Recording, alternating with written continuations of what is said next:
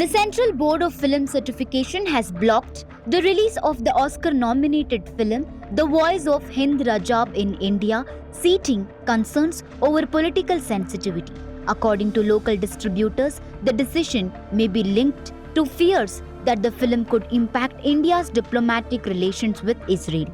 Directed by Kaouther Ben Hania, the documented drama portrays the efforts of the Palestinian Red Crescent Society as they attempt to rescue a 6-year-old girl, Hind Rajab, trapped inside a vehicle during attacks by the Israel Defense Forces in Gaza.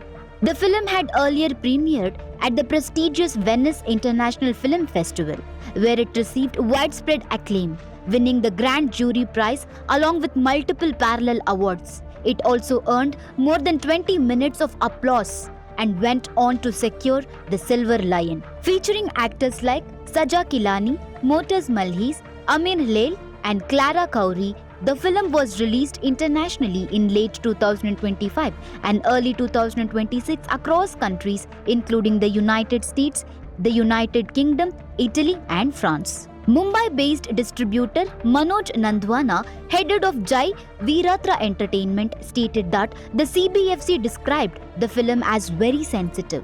He had initially planned to release it in India on March 6th, ahead of the Oscars. However, clearance was ultimately denied. Nandwana claimed that a board member informally indicated the film's release could strain India-Israel relations, a reasoning he strongly rejected, pointing out that several countries with ties to Israel has already screened the film without issue. The development comes amid strengthening diplomatic ties between India and Israel, highlighting by Prime Minister Narendra Modi's historic visit to Israel in recent years.